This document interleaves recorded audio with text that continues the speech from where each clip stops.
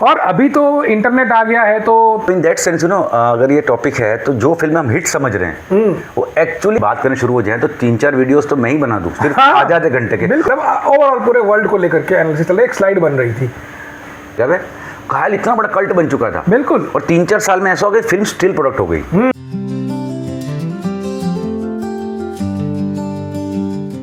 नमस्कार, मैं तपन पटनी, मैं एक फिल्म क्रिटिक हूँ, असिस्टेंट डायरेक्टर भी हूँ। मेरे साथ हैं विराग धुलिया जो एक इंडिपेंडेंट फिल्म मेकर हैं। हम हमेशा कुछ नए टॉपिक्स लेके आते हैं सिनेमा के ऊपर। तो आज का क्या है सीन टॉपिक? आज का टॉपिक है कि ये फ्लॉप फिल्में फ्लॉप क्यों होती हैं। फ्लॉप तो फ्लॉप होता है भाई, उसमें क्या है? फिल्म में क्यों फ्लॉप होती है, मतलब क्या लॉजिक है? फ्लॉप तो फ्लॉप है। अच्छा, हाँ पक्का पक्का है। उसमें क्या सोचना है कि इसमें टॉपिक बोल रही है, तू टॉपिक लेकर भी आ गया था कोई? मतलब फिल्म फ्लॉप तो फ्लॉप, फ्लॉप तो फ्लॉप, उसमें क्या है? एक नाम लूं? हाँ बोल। हैप्पी पटेल। क्या फिल्म थी यार, पब्लिक कुछ समझ क्यों नहीं पाई? Intelligent comedy. फिल्म बुरी तरह फ्लॉप हुई है। हाँ यार, दुख हुआ था मुझे। अच्छा, फिल्म में कौन है लीड में? वीरदास, जो काफी टाइम से है, मतलब इवन आमिर का कैमियो बड़ा इंटरेस्टिंग है। प्रोड्यूस किसने की है? आमिर खान प्रोडक्शंस। और कौन से एक्टर्स हैं उसमें? और तो बाकी सब मोना सिंह है। मोना सिंह है, हाँ, बट मतलब आमिर भाई खुद हैं, फिर भी नहीं चली। फ्लॉप तो हुई है, बात तो सही है, पर फिल्म अच्छी है। क्या ऐसी फिल्म फ्लॉप होनी चाहिए थी? होनी तो नहीं चाहिए थी, बट मेरे हिसाब से शायद मतलब जितनी बुरी फ्लॉप हुई उतनी बुरी तो नहीं होनी चाहिए उतनी थी। नहीं होनी चाहिए। डिसमल कलेक्शन इंटेलिजेंट ऑडियंस के लिए थी शायद ये। उसका ह्यूमर बहुत ज़्यादा क्लासी था, कहीं ना गालियों से लेके सब कुछ बहुत क्लासी ह्यूमर था वो ऑडियंस तक पहुंच नहीं पाया। वो आपको फिल्म शांति से देख के समझनी पड़ेगी, तो आपको बड़ा मज़ा आएगा उसके अंदर। जो न्यूएंसेस यूज हुए ना, थोड़ा इंटेलिजेंट कॉमेडी है वो, लेकिन फिर भी फिल्म फ्लॉप है। फिर भी फ्लॉप तो है, ऑफिशियली फ्लॉप है। तो इससे पहले कि हम इस टॉपिक के ज़्यादा अंदर जाएं, पहले एक समझते हैं कि कोई फिल्म हिट या फ्लॉप कैसे होती है। हाँ, ये ऑडियंस को समझना ज़्यादा ज़रूरी है। एक फिल्म मेकर के बिजनेस पर्सपेक्टिव से आप समझा पाएंगे। मैं आपको बताता हूँ। तो देखिए, फिल्म मेकिंग में एक तरह की कमर्शियल कॉस्ट तो इन्वॉल्व होती है। फिल्म बनाने के एक पैसा तो लगता है, प्रोडक्शन कॉस्ट, एवरीथिंग। तो एक तो होता है प्रोडक्शन कॉस्ट, जो कि आपको शूटिंग का और सबको खर्चा, जो सबको फीस देनी है, लोकेशन रेंटल, ये वो सब, फूड, केटरर, ड्राइविंग, ये वो सब, जो पेट्रोल लगता है, अगर आप कहीं आउट स्टेशन जा रहे हो तो होटल बुकिंग, ये सब इंसिडेंटल्स पे जो कॉस्ट होता है। दूसरा आपका है अबव द लाइन कॉस्ट। अच्छा, which is the fees of the actors, stars, बड़े बड़े स्टार्स, और सबकी, मतलब इंक्लूडिंग द ऑल एक्टर्स, यार सब वो अबव द लाइन कॉस्ट है आपकी। ठीक है, ये हो गया फिल्म का मेकिंग का कॉस्ट। इसके बाद आता है फिल्म के प्रमोशन और मार्केटिंग का कॉस्ट। पोस्ट प्रोडक्शन का भी कॉस्ट है, वो तो मैंने इंक्लूड कर लिया है मेकिंग में। मेकिंग में आ गया, पोस्ट प्रोडक्शन का आ गया, प्रमोशन, मार्केटिंग। फिल्म रेडी हो गई है आपकी, रिलीज के लिए अब जाने के लिए तैयार है, सेंसर बोर्ड कब जाएगी, अब सर्टिफिकेशन होगा, सब होगा। जो भी कॉस्ट है वो सेंसर को पे करना होता है, वो तो नॉमिनल सा है, लेकिन जो प्रमोशन और मार्केटिंग का कॉस्ट है, ठीक है, वो, और रिलीज का जो कॉस्ट है, या अगर आपको डिस्ट्रीब्यूटर मिल गया तो अच्छी बात है, डिस्ट्रीब्यूटर नहीं मिला तो आपको खुद स्क्रीन्स खरीदने पड़ेंगे, फिर उसकी टिकट वगैरह जो उनसे सेल होती है। अब इसमें होता क्या है कि मान लीजिए किसी प्रोड्यूसर ने 100 करोड़ लगा के फिल्म रेडी की है। उस फिल्म को मार्केट में जाके कम से कम 200 करोड़ कमाने होंगे, तब जाके वो फिल्म प्रॉफिट के जोन में आएगी। मतलब टोटल डबल 25 दिन का डबल। पूछे क्यों? हाँ वही तो, क्यों 100 तो उसको वापस मिल जाएंगे ना। क्योंकि इसमें डिस्ट्रीब्यूटर का कमीशन होता है, एग्जीबिटर का कमीशन होता है, एंटरटेनमेंट टैक्स होता है, जीएसटी होता है, नेट कलेक्शन अलग हो जाते हैं। तो ये सारी चीज़ें आपके कलेक्शन से कटती जाती हैं। तो अगर आपने 100 करोड़ की फिल्म की, मार्केट में आई, 100 करोड़ ही कलेक्ट किया, तो 50 करोड़ तो ये सब निकल जाएगा। तो आप एक्चुअली लॉस में। आप जब 200 कमाओगे तो 100 करोड़ निकलेगा। 100 करोड़ निकलेगा। रफली ये रेशियो 1:2 का आता है। एग्जैक्टली, अंडरस्टूड यार। ठीक है, तो बहुत सारे और भी कॉस्ट वगैरह होते हैं, आपको डीसीपी की कॉस्ट लेनी पड़ती है। हाँ वो तो अलग है ना, कहीं डीसीपी अपलोड करने की कॉस्ट है, ये वो सब है, मतलब।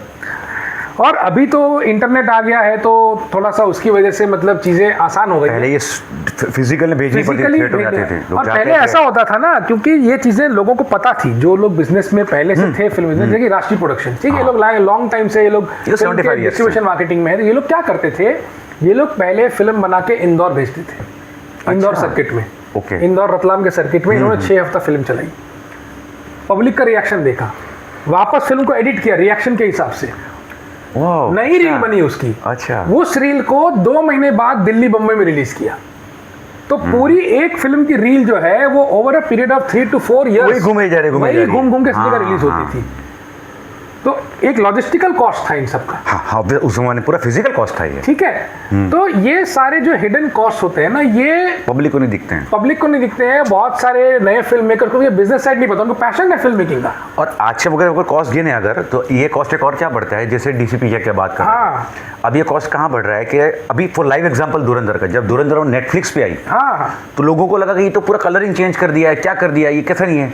अब वो डीसीपी का अलग आउटपुट Format है, है। इसका अलग आउटपुट है, नेटफ्लिक्स का अलग आउटपुट है, उसका भी कॉस्ट है। और अभी एक कॉस्ट और इंक्लूड हुआ है 15 मार्च 2026 से एक नया रूल हुआ है। हाँ, सेंसर बोर्ड कि है, यस यस। आपको सभी फिल्म में सबटाइटल डालने होंगे डालने और पड़ेंगे। जो जिन लोगों को थोड़ी हियरिंग की प्रॉब्लम है, आई की प्रॉब्लम है, उनके लिए ऑडियो क्लूज और विजुअल क्लूज डालने पड़ेंगे। जो हम देखते हैं ओटीटीज में आजकल हाँ। नेटफ्लिक्स वगैरह में, तो वो कॉस्ट बहुत ज़्यादा बढ़ जाएगा। हाँ, तो ये सारा अब ये मैंडेटरी कर दिया है। हाँ, mandatory उसके बिना आपको सर्टिफिकेशन नहीं मिलेगा। And this also kind of affected Dhurandhar release also. इसीलिए धुरंधर की Initially, जो हाँ। रीजनल रिलीज है, रीजनल साउथ में Part तकलीफ two हुई की। थी, पार्ट 2 की पार्ट, क्योंकि 15 मार्च को रूल आया, 19 मार्च को रिलीज आने फिल्म आने लगी, उन पे रूल लग आउटपुट रेडी गया। था। हाँ, तो उनको वो हुआ, ठीक स्थिति है। है। अब इसमें ये सारे जो कॉस्ट होते हैं ना, उसकी वजह से होता क्या है कि हम सोचते हैं कि यार फिल्म तो 40-50 करोड़ की बनी, हाँ, लेकिन कमा लिया होगा। आपको उतना ही ये करना पड़ेगा, ठीक है। इसलिए लगता है कि ये फ्लॉप है। हाँ, और इसी के कारण बहुत सी ऐसी फिल्में हैं जिनका कलेक्शन अच्छा है लेकिन वो टेक्निकली फ्लॉप की कैटेगरी में आती है। Vikram Vedha best latest Hindi example, वाली, gangs of Wasseypur,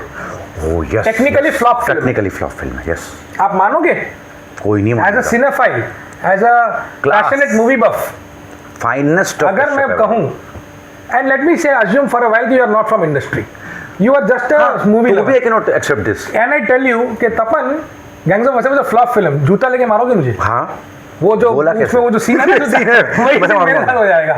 even Umrao जान द ओल्ड वन, हाँ। कर्ज सुभाष घई की, व्हाट्स अ फ्लॉप, अंदाज अपना अपना, सागर, अंदाज अपना अंदाज अब सागर, सागर, ठीक है। ये सारी संगम का नहीं पता था। संगम जब आई थी, हाँ हाँ, फ्लॉप गई थी वो, कॉस्ट रिकवरी कर पाई थी। नहीं मतलब देखिए संगम कब आई है? 64 में, द इंडियाज फर्स्ट फिल्म जो आउट ऑफ ओवरसीज शूट हुई जो भी है, Cost 64 में बहुत आई महंगी है। फिल्म जिस वक्त की वो। और उस वक्त राज कपूर साहब को फिल्म बनाते बनाते 18-19 साल हो चुके थे, आराम से।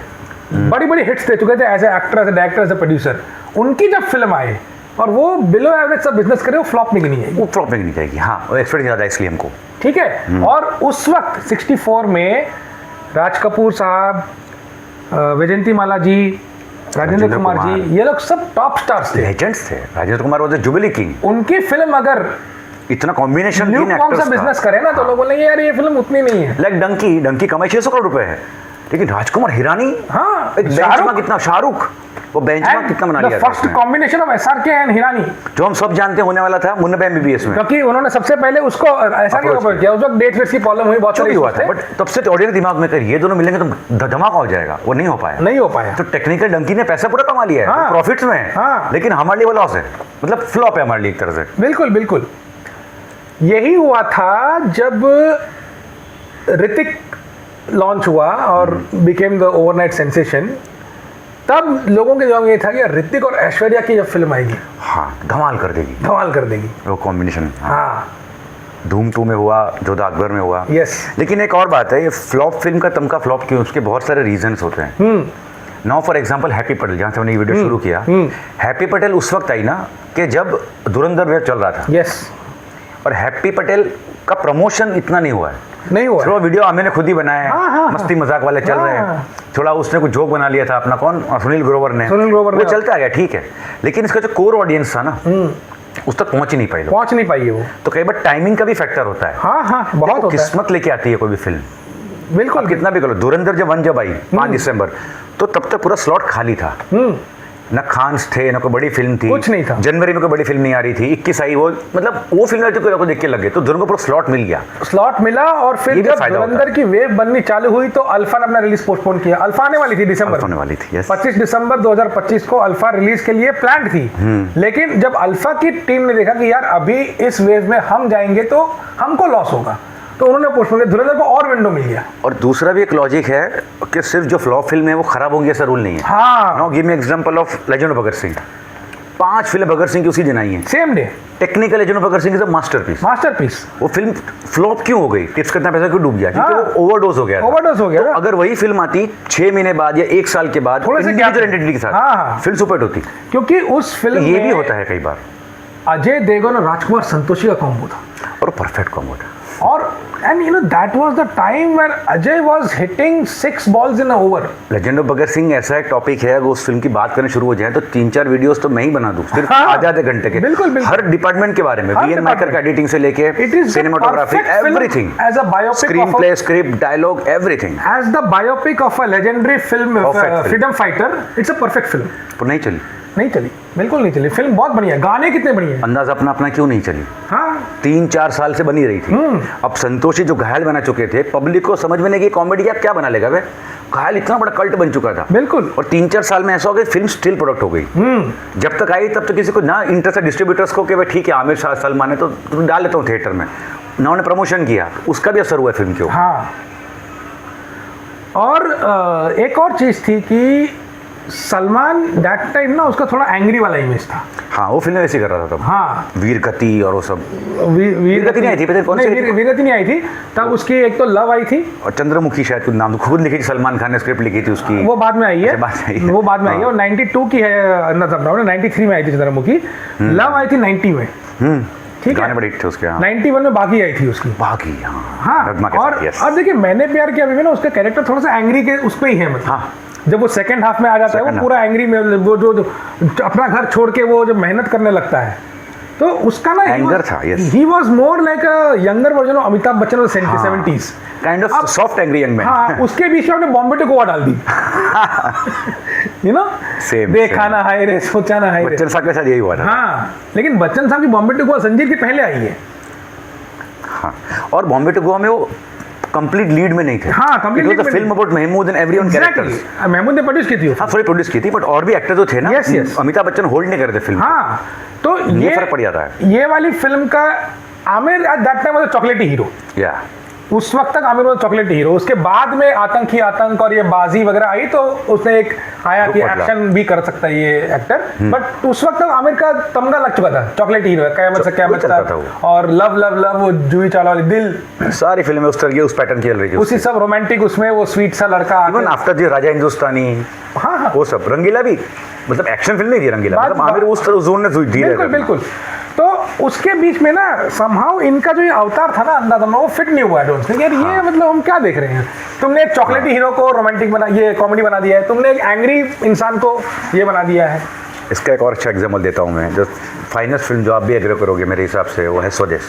हाँ बिल्कुल। मतलब दुनिया का सबसे बड़ा हेटर होगा शाहरुख खान का एज एन एक्टर, कितना घटिया एक्टर है, फालतू स्टार बन गया है। स्वदेश का वो ऐसा करके स्वदेश और चक दे एक अलग लीग है, Shahrukh has nailed it. Film क्यों नहीं चली? और एक्चुअली स्वदेश कमर्शियल फ्लॉप नहीं है हाँ। In terms of money making, Yes, yes। क्योंकि इंडिया के बाहर फिल्म बहुत बड़ी हिट थी यस ओवरसीज में। Yes yes. नाउ उस वक्त क्या हुआ था, आप कब बना रहे हो स्वदेश? 2004 में आती है। शाहरुख 97 98 दिल तो पागल है DDLJ के बाद एक सबसे बड़ा रोमांटिक स्टार है। उसी साल क्या आती है मैं हूं ना, one of the best commercial films made, you know typical Shahrukh खानिज्म। देन उसके 1 महीने पहले कौन सी आती है स्वदेश के पहले? Veer Zaara, Yash Chopra musical romance. फिर अचानक शाहरुख क्या आता है कॉमन मैन बन के, ऑडियंस एक्सेप्ट ही नहीं कर पाई। टाइमिंग ऑफ रिलीज गलत हो गया। अगर यही स्वदेश थोड़ा टाइम बाद आती तो बात अलग होती। तो ये भी एक फर्क पड़ता है। बिल्कुल बिल्कुल। अभी देखिए एक और आपको एग्जांपल देता हूँ मैं। एक फिल्म आई थी 2-3 साल पहले, छेल्लो शो। क्या फिल्म थी यार, ठीक है, जो कि हमारी इंडिया के ऑफिशियल नलिन पंड्या था, नलिन पंड्या, पैन नलिन के नाम से पैन उनका स्क्रीन नेम है। हाँ let me tell you something about Pan Nalin. Okay, I was great fan of his cinema. मैंने बहुत पैन नलिन ने अब तक कुछ 6 या 7 फिल्में बनाई हैं, ठीक है। यस, उन सभी फिल्मों का इंडिया में टोटल कलेक्शन पता है कितना है? लोगों को पता भी नहीं कि नाम 0। लोगों को नाम भी नहीं पता होंगे। एंड वो सारी की सारी फिल्में कमर्शियल हिट्स हैं।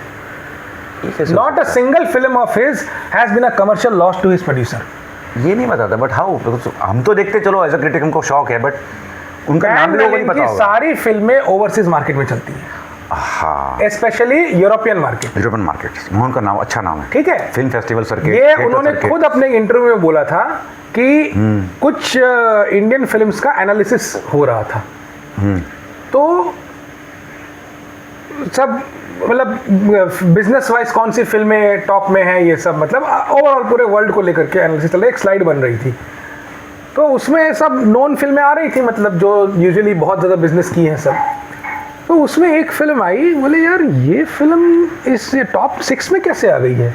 अच्छा, इस फिल्म का तो नाम भी नहीं सुना हमने, डायरेक्टर कौन है इसका नाम भी नहीं सुना हमने। तो बोले वो मेरी फिल्म थी जिसने आज से 12 साल पहले 130 करोड़ का बिजनेस किया था। कैसे पॉसिबल है? बिकॉज उनका जो फिल्म का एस्थेटिक टेस्ट है ना, वो भले ही इंडियन एक्टर्स को लेते हैं, Indian story, That I know, it's more of a European style of वो film. यूरोपियन स्टाइल का है। Yes, yes. तो He is a student of European film उनको अपना टारगेट ऑडियंस पता है कि मैं अपनी फिल्म इंडिया में रिलीज करके फ्लॉप का अपने ऊपर, वो मुझे ये नहीं लगाना है कि मैं flop film maker. He knows his audience very वो well. अपने उस मार्केट में लगाते हैं जहां पे उनको पता है। अभी देखिए आप एक ऐसे फिल्म मेकर को जानते हैं जिन्होंने एक फिल्म बनाई है जो कि बहुत, देखो उनको पता है कहाँ रिलीज करनी है। मैं खुद शौक था उनसे मिला तब। मैं किसकी बात कर, नाम नहीं लेंगे, नाम मिलेंगे। बोले But- सर ये पागल हो क्या आप, ये फिल्म मैंने को थिएटर में देखी है, हाँ। इतने कम बजट की हो सकती है सर, पागल हो गए। बोले यार अपने घर के लोग थे, हाँ। स्कूल अपनी थी, रविवार को छुट्टी में पहुंच जाता था कैमरा लेके, हाँ। बना दी फिल्म। हाँ। और उस फिल्म ने मुझे इतना कमा की दिया कि मैंने अपने 2 घर खरीदे हैं। क्योंकि उन्होंने जहां पे वो फिल्म रिलीज की वहां पे उस फिल्म की मार्केट है, एग्जैक्ट जगह रिलीज। एग्जैक्ट जगह। तो एज अ फिल्म मेकर अगर आप में वो एस्ट्यूट बिजनेस सेंस है जो कि पैन नलिन में है, उनको पता था कि यार मेरी फिल्म यूएस में, नॉर्थ अमेरिका, यूरोप, ये सब सर्किट में चलेगी क्योंकि वहां के ऑडियंस के अलग taste even in that sense I respect very much an actor Akshay Kumar. Akshay Kumar की शायद ही कोई फिल्म फ्लॉप होगी। अब लोगों को लगा, मतलब उसकी बात नहीं कर रहा BMCM जब किसी और ने प्रोड्यूस की, उसकी बात नहीं कर रहा, जो खुद प्रोड्यूस, अक्षय को एग्जैक्ट मार्केट में गुड ऑफ फिल्म प्रोड्यूस की। एग्जैक्टली। ये ऑडियंस के लिए शॉकिंग होगा, अरे अक्षय की सारी फिल्म फ्लॉप हो रही है। नहीं, कहीं फ्लॉप नहीं हो रही है, नहीं हो रही है वो, क्योंकि अक्षय इतना पागल नहीं है कि 100 करोड़ लगा देगा। उसको पता है ये फिल्म 25 करोड़ की है, तो ऐसे इन्वेस्ट करेगा ना अपने पैसे कि उतने पैसे वो OTT से, थिएटर से रिलीज निकलवा लेता है। और एक और ये चीज उसका बड़ा है। कमाल बिजनेस सेंस है अक्षय कुमार का। बिल्कुल है, बिल्कुल है, बिल्कुल है। और मैं एक और चीज इसमें यहाँ पे, क्योंकि हम इस टॉपिक पे हैं, तो कहना चाह रहा हूँ कि एक फिल्म के ना इनकम के बहुत सारे रेवेन्यूज होते हैं। ये भी पब्लिक को नहीं समझ में आता है। हाँ, फ्लॉप का मतलब थिएटर एक जरिया है, एक ही जरिया बचा है। थिएटर एक जरिया है, दूसरा जरिया आजकल तो चलो OTT राइट्स आ गए, डिजिटल राइट्स आ गए, दूसरे रीमेक राइट्स।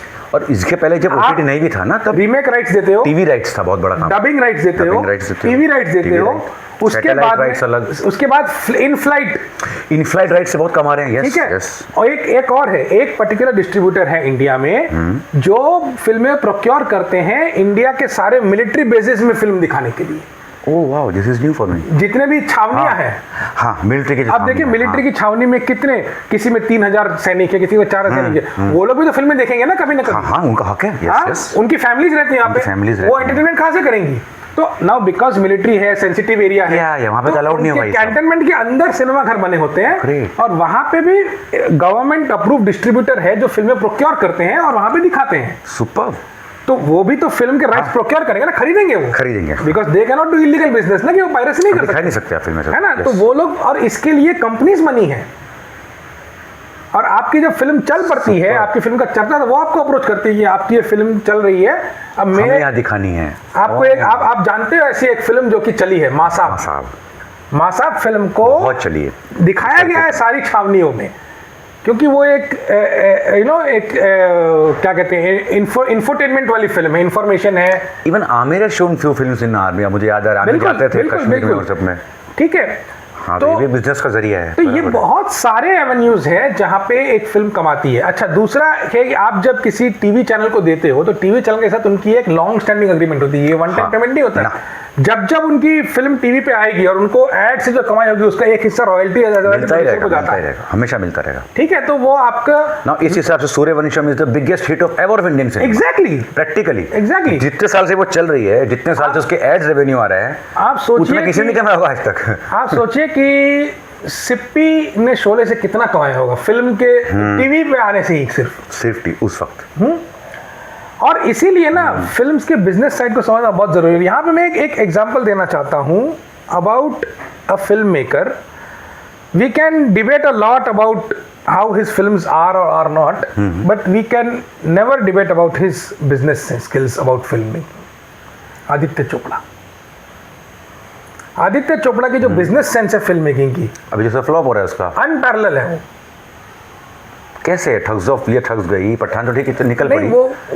वो अप्स एंड डाउन सबके आते हैं। हाँ वो तो ठीक है, आते हैं। मैं आपको बताता हूँ कि जब DDLJ बन रही थी, यश चोपड़ा बनाना चाहते थे DDLJ वगैरह, और उनका ये था कि अब तू डायरेक्ट कर यार, मैं बहुत डायरेक्ट कर चुका हूँ, मैं उनका भी था कि शायद मैं वो साइंस समझ नहीं पा रहा हूँ इस जनरेशन का। हाँ 30-35 साल से बना रहा हूँ, अब जनरेशन नहीं आ गई है, तू इस जनरेशन तू बना करके।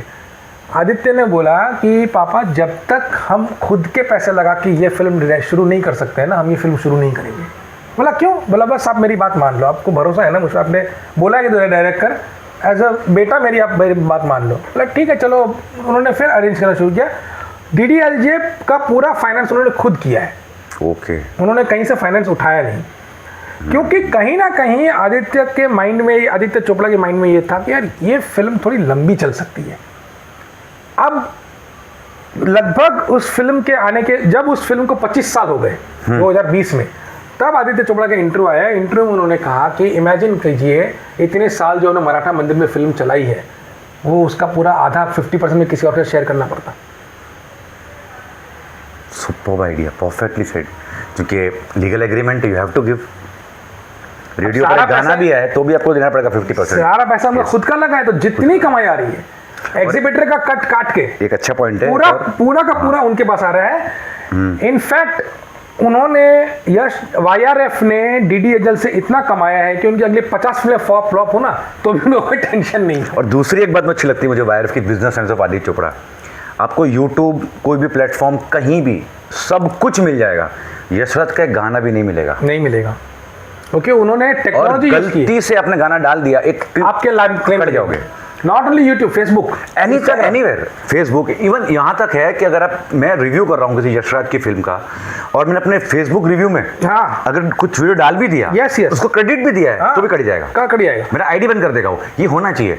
आदि चोपड़ा ने ऐसा मार्केट कैप्चर किया हुआ ना कि अगर मुझे फिल्म देखने या तो मुझे रेंट पे करना पड़ेगा यूट्यूब में, और अगर I have to go to Netflix और समथिंग, वहां पे रेंट पे करना पड़ेगा। अब आप सोचिए कि ये क्यों पॉसिबल हो पाया। ये भी है, आदित्य ने एक ऐसी कंपनी को हायर किया है। कब से किया हुआ, लेकिन जिसने उनको ये टेक्नोलॉजी प्रोवाइड की है, कंप्लीट टेक्नोलॉजी, तो उन्होंने उसमें इन्वेस्ट किया ना। और वो वीडियोस में पता चलता है कि उसका गाना कौन सा लगा है, उसमें इन्वेस्ट किया ना, इन्वेस्ट किया है उसने इन्वेस्ट, रिटर्न्स मिल रहे हैं। हाँ, if I want to see a film, अब मुझे देखने की DDLJ बड़ा मन है, अगर देखने घर पे तो मैं YouTube में देख सकता हूँ, चलो कैसे, but I have to pay for it, you have to pay for it, I have to pay 100 rupees जो भी होगा, 100 200 500 जो भी। इवन अगर आपको प्राइम पे देखना, प्राइम का सब्सक्रिप्शन होना चाहिए। एग्जैक्टली, नहीं सब्सक्रिप्शन भी होना चाहिए। कुछ फिल्में ऐसी हैं सब्सक्रिप्शन के बाद आपको रेंट पर मिलेगी, अलग से रेंट पे, वो अलग है। हाँ, तो ये उसका बिजनेस सेंस है कि भैया मेरे को फिल्म देखना तो तुमको यशराज के थ्रू जाना ही पड़ेगा, बिल्कुल, जो करना कर लो, बढ़िया है ये। अब सोचिए कि जब आदित्य ने सोचा, वो 24 साल का था, yes, just 24, and he told his father कि dad will not make this film unless we have our own money.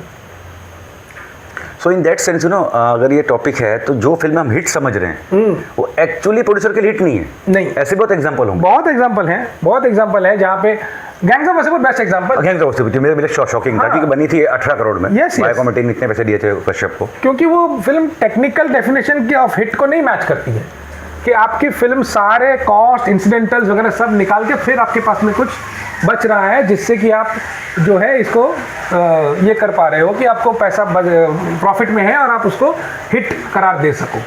ठीक है। अच्छा, एक इसमें एक और चीज़ है कि जब हम ये फ्लॉप और हिट के उस बात कर रहे हैं, सिर्फ इसलिए कि कोई फिल्म अच्छी है वो हिट होगी ये ज़रूरी नहीं है ना। सिर्फ इसलिए कि फिल्म हिट हुई है वो अच्छी हो ज़रूरी नहीं है। बिल्कुल, हमेशा ये कहता हूँ, not every film hit is good film, not every flop film is a bad film. सिर्फ इसलिए कि फिल्म बुरी है वो फ्लॉप होगी ये भी ज़रूरी नहीं है। सिर्फ इसलिए कि फिल्म फ्लॉप हुई हो बुरी है ये भी जरूरी नहीं है। एरर 404 निष्कांत कामत की फिल्म, हाँ बिल्कुल, लोगों को शायद ना पता हो, देखना कभी मिल जाए तो देखने को, वो हिट फ्लॉप से परे है, एकदम शॉकिंग फिल्म। बहुत सारी फिल्में हैं।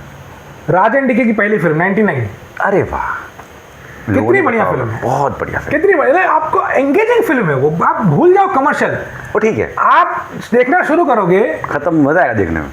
हम लोग यही बात करते रहते हैं ना कि अच्छी फिल्म का क्राइटेरिया क्या होता है, तो हम बोलते हैं ना कि फिल्म एंगेजिंग होनी चाहिए, यही है वो, यही है ना वो। आप नहीं उसमें हट रहे हो ना, आपका ध्यान नहीं हट रहा है ना, आपको मन करता है फिल्म देखते रहने का, और यही होता था। देखिए, अगर आप पुरानी फिल्में भी देखेंगे आपको मन करेगा फिल्म देखने का, हमेशा।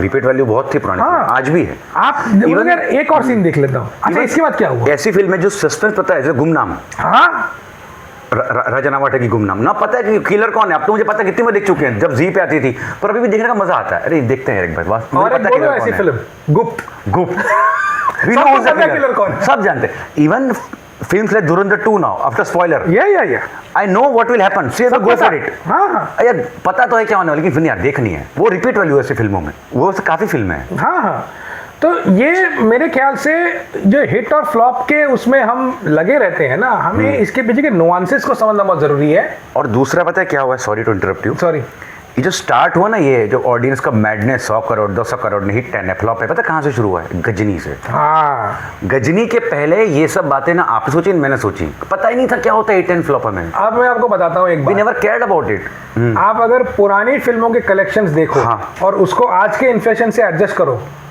तो वो गजनी को कहीं पीछे छोड़ देगी। कितनी ऐसी फिल्में हैं, सवाल ही नहीं। शोले का नहीं होगा कलेक्शन, डीडीएलजे का नहीं होगा कलेक्शन, डीडीएलजे का यस प्रैक्टिकली बात 95 की, हाँ, तो वो आप इन्फ्लेशन एडजस्ट करोगे, मुगल आजम कलेक्शन, टिकट प्राइसेस अगर कलेक्ट, 2 रुपए टिकट प्राइस या हाँ। 200 रुपए या 500 रुपए, वही तो बात है ना। उस वक्त इकोनॉमिक इंडेक्स भी अलग था ना, economic index, number of theatres, number of theatre, number of screen. DDLJ आई होगी 500 थिएटर में शायद, मुश्किल से, आज आ रही है 50,000 थिएटर। एकदम। Ramayana is coming 41,000 screen in the world, 40,000 screens globally, मतलब रामायण का ग्लोबल ओपनिंग कितना होगा, 1000 करोड़ 2000 करोड़ कुछ नहीं, जिसमें 17,000 स्क्रीन तो चाइना के हैं। मतलब अगर रामायण ओपन होती है मेरे हिसाब से वो ओपन ही होगी 1000 करोड़ में वर्ल्ड वाइड, तो वो छोटी अमाउंट हो जाएगी 1000 करोड़ तब हमारे लिए। बिल्कुल इन दैट सेंस वो फिल्म है, स्केल पर है। क्योंकि जैसा आपने एक बहुत सही एग्जांपल दिया गजनी का कि वो ना हमारा साइकोलॉजिकल मार्कर शिफ्ट हो गया। अरे प्रॉब्लम वो नहीं है, सिनेमा लवर्स जो है ना, जो सिनेमा को प्यार करते थे, वो तक इस जोन में आ गए। अरे 100 करोड़ नहीं कमाई तो फ्लॉप हो गई।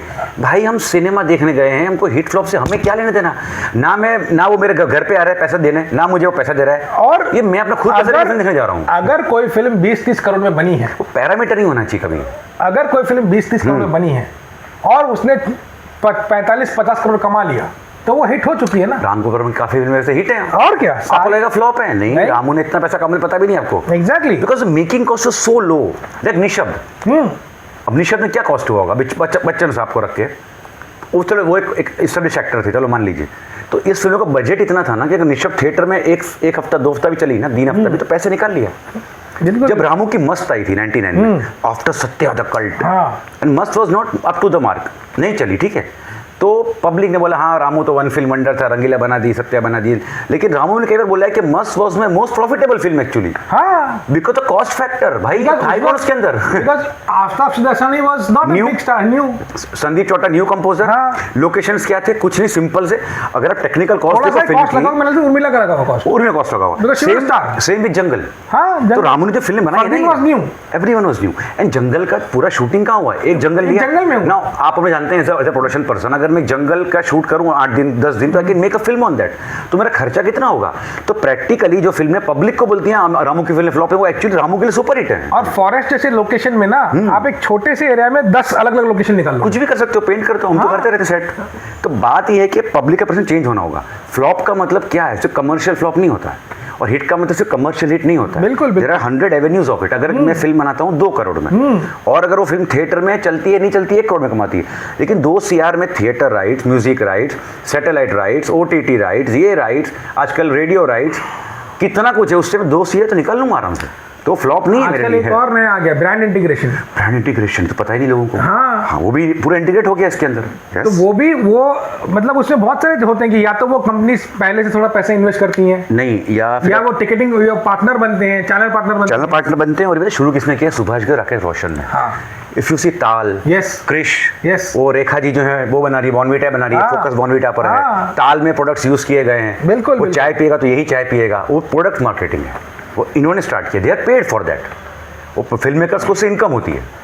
तो बेसिकली मेरे ख्याल से हमने काफी सारी बातें की हैं आज के टॉपिक पे, काफी हो गया। तो कंक्लूड करते हुए यही कह सकते हैं कि भाई हिट फ्लॉप जो है वो आप सिर्फ एक वो बैनर देख के मत डिसाइड करो कि ये इतने 100 करोड़ हुए, 150 करोड़ हुए। और एक और चीज इसमें जस्ट बिफोर कंक्लूडिंग एक छोटा सा पॉइंट, कि बहुत सारे फिगर्स इन्फ्लेटेड भी होते हैं। हाँ, आजकल तो होता है। हाँ, तो आप उसमें मत जाओ, आप इस पे देखो कि फिल्म आपको कैसी लगी। इन्फ्लेटेड होते हैं मतलब गेम खेलते हैं, world wide collection, gross domestic, public समझ नहीं पाती। यस, दोनों में फर्क है। उसमें होता है GBOC, NBOC, पब्लिक समझ नहीं पाती ना, cross box office collection, net box office collection, उसी में खेलते हैं फिल्म। हाँ, तो ये बहुत सारे टेक्निकल चीजें हैं जो हमने आपको आज बताई हैं, लेकिन आप एज अ ऑडियंस फिल्म देखो, सिटी मारो यार, सिटी मारी तो फिल्म अच्छी, नहीं तो कोई बात नहीं। वो dialogue for Rangeela, sorry last में बोल रहे हैं, रंगीला का नहीं, मेरे अपन पब्लिक है, अपने को पसंद आया तो पैसा वसूल, मैंने तो तेरा डब्बा गुल, दैट इज अ फिल्म। तो अपन यूट्यूबर है, पसंद आया तो वीडियो शेयर करने का, चैनल सब्सक्राइब करने का, क्या कर देने का। चलो tata bye bye, good night.